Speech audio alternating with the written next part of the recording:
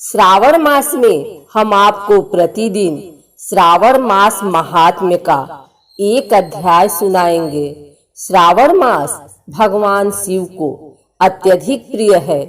इस मास में जो कोई भी भगवान शिव की पूजा अर्चना करता है तथा कथा सुनता है, उसके ऊपर भगवान शिव की सदैव कृपा रहती है। तो आइए सुनते हैं श्रावण मास महात्म्य का 9वां अध्याय। ईश्वर बोले, हे सनत कुमार, इसके बाद अब मैं शुक्रवार व्रत का आख्यान कहूंगा, जिसे सुनकर मनुष्य संपूर्ण आपदा से मुक्त हो जाता है। लोग इससे संबंधित एक प्राचीन इतिहास का वर्णन करते हैं। पांड्य वंश में उत्पन्न एक सुशील नामक राजा था। अत्यधिक प्रयत्न करने पर भी उसे पुत्र प्राप्त नहीं हो सकी। उसकी सर्वगुण संपन्न सुकेशी नामक भार्या थी। जब उसे संतान न हुई तब वह बड़ी चिंता में पड़ गया। तब स्त्री स्वभाव के कारण अति साहस युक्त मन वाली उसने मासिक धर्म के समय प्रत्येक महीने में वस्त्र के टुकड़ों को अपने उदर पर बांधकर उदर को बड़ा बना लिया और अपनी प्रसूति का अनुकरण करने वाली किसी अन्य गर्भिणी स्त्री को ढूंढने लगी। भावी देव योग से उसके पुरोहित की पत्नी गर्भिणी थी। तब कपट करने वाली राजा की पत्नी ने किसी प्रसव कराने वाली को इस कार्य में लगा दिया और उसे एकांत में बहुत धन देकर वह रानी चली गई। उसके बाद रानी को गर्भिणी जानकर राजा ने उसका पुंसवन और अनवलोभन संस्कार किया। 8वां महीना होने पर सीमंत्योन्यन संस्कार के समय राजा अत्यंत हर्षित हुए। इसके बाद उस पुरोहित पत्नी का प्रसव काल सुनकर वह रानी भी उसी के समान सभी प्रसव संबंधी चेष्टाएं करने लगी। पुरोहित की पत्नी चूंकि पहली बार गर्भवती थी, अतः प्रसूति कार्य के प्रति वह अनभिज्ञ थी और केवल प्रसव कराने वाली दाई के ही कहने में स्थित थी। तब उस दाई ने पुरोहित पत्नी के साथ छल करते हुए उसके नेत्रों पर पट्टी बांध दी और प्रसव के समय उसके पैदा हुए पुत्र को किसी के हाथ से रानी के पास पहुंचा दिया। इस बात को कोई भी नहीं जान सका।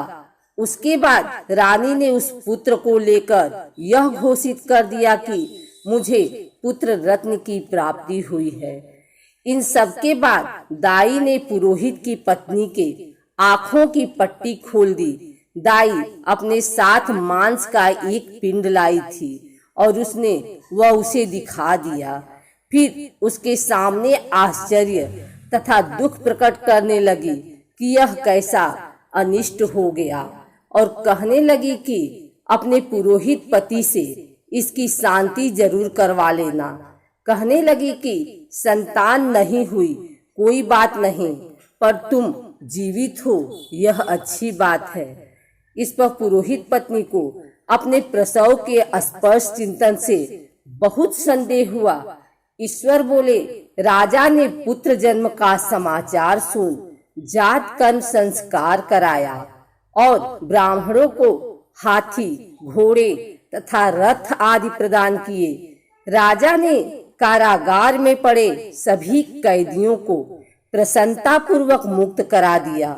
उसके बाद राजा ने सूतक के अंत में नाम कर्म तथा अन्य सभी संस्कार किए। उन्होंने पुत्र का नाम प्रियव्रत रखा। हे सनत कुमार, श्रावण मास के आने पर पुरोहित की पत्नी ने शुक्रवार के दिन भक्ति पूर्वक देवी जीवंतिका का पूजन किया। दीवार पर अनेक बालकों सहित देवी जीवंतिका की मूर्ति लिखकर पुष्प तथा माला से उनकी पूजा करके गोधूम की पीठी के बनाए गए 5 दीपक उनके सम्मुख उसने जलाए और स्वयं भी गोधूम का चूर्ण भक्षण किया और उनकी मूर्ति पर चावल फेंका और कहा, हे जीवंती, हे करुणावे, जहां भी मेरा पुत्र विद्यमान हो आप उसकी रक्षा करना।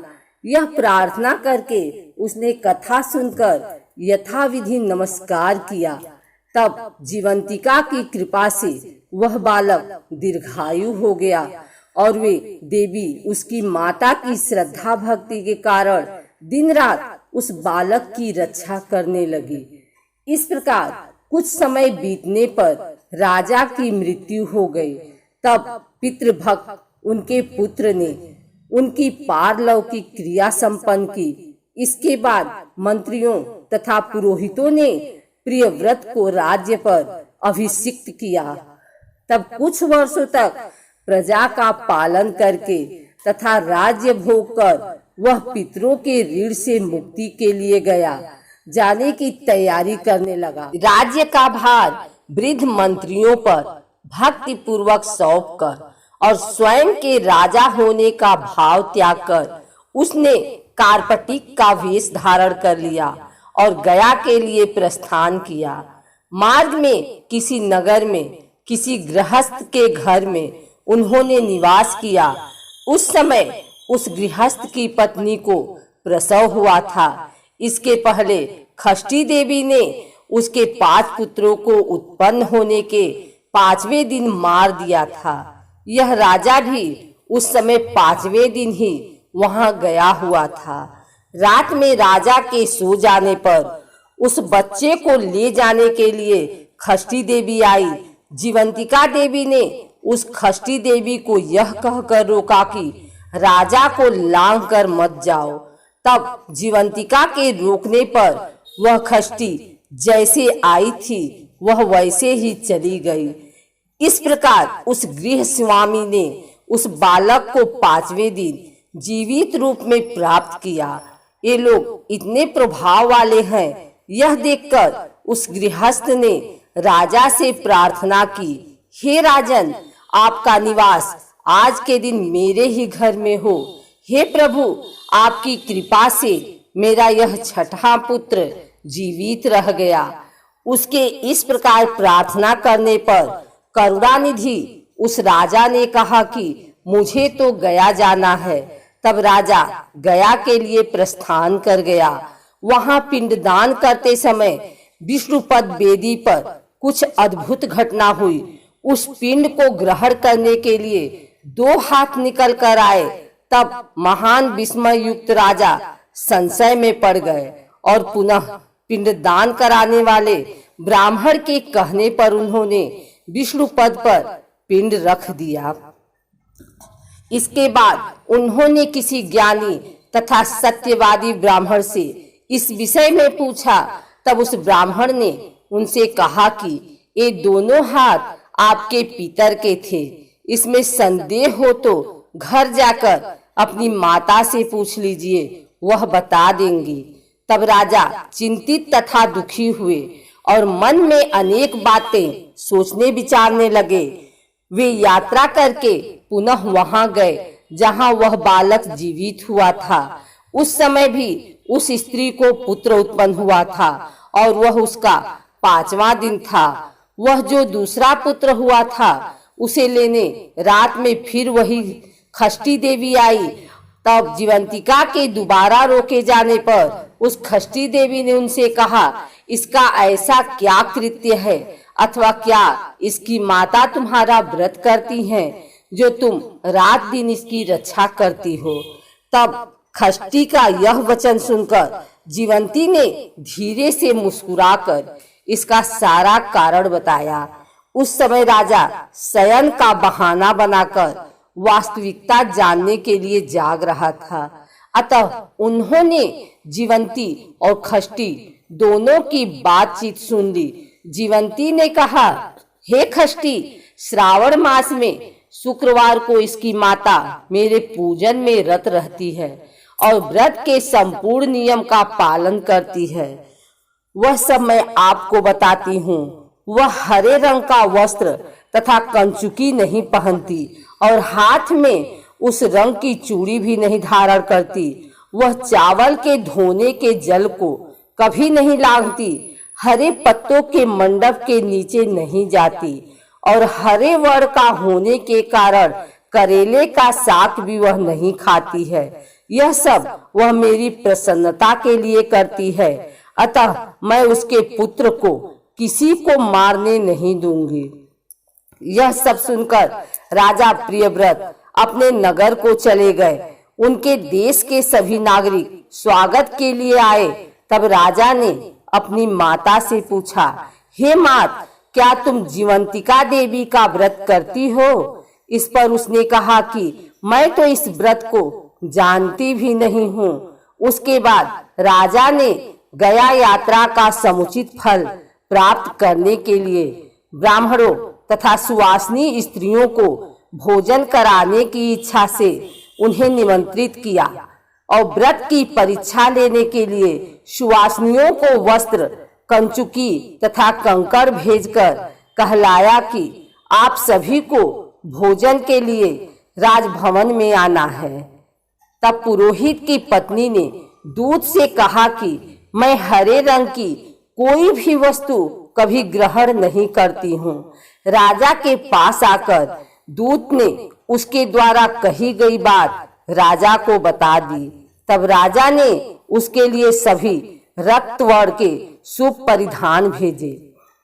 वह सब धारण करके वह पुरोहित पत्नी भी राजभवन में आई। राजभवन के पूर्वी द्वार पर चावलों के धोने का जल पड़ा देखकर वह वहां हरे रंग का मंडप देखकर दूसरे द्वार से गई। तब राजा ने पुरोहित की पत्नी को प्रणाम करके इस नियम का संपूर्ण कारण पूछा। इस पर उसने इसका कारण शुक्रवार का व्रत बताया।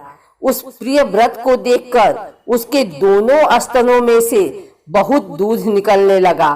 दोनों वक्ष स्थलों ने उस राजा को दुग्ध की धाराओं से पूर्ण रूप से सिंचित कर दिया।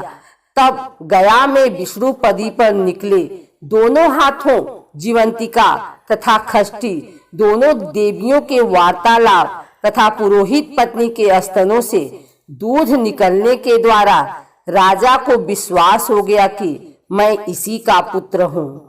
उसके बाद पालन पोषण करने वाली माता के पास जाकर विनम्रता पूर्वक उन्होंने कहा, हे मात, डरो मत, मेरे जन्म का वृतांत सत्य सत्य बता दो। यह सुनकर सुंदर केशों वाली रानी ने सब कुछ सच सच बता दिया। तब प्रसन्न होकर उन्होंने जन्म देने वाले अपने माता पिता को नमस्कार किया और संपत्ति से वृद्धि को प्राप्त कराया। वे दोनों भी परम आनंदित हुए। एक दिन राजा प्रियव्रत ने रात में देवी जीवंती से प्रार्थना की, हे जीवंती, मेरे पिता तो ये हैं, तो फिर गया में वे दोनों हाथ कैसे निकल आए थे? तब देवी ने स्वप्न में आकर संशय का नाश करने वाला वाक्य कहा, हे प्रियव्रत, मैंने तुम्हें विश्वास दिलाने के लिए ही यह माया की थी, इसमें संदेह नहीं है। हे सनत कुमार, यह सब मैंने आपको बता दिया। श्रावण मास में शुक्रवार के दिन इस व्रत का अनुष्ठान करके मनुष्य सभी मनोरथों को प्राप्त कर लेता है। इस प्रकार श्री स्कंद पुराण के अंतर्गत ईश्वर सनत कुमार संवाद में श्रावण मास महात्म्य में शुक्रवार जीवंतिका व्रत कथन नामक 9वां अध्याय पूर्ण हुआ।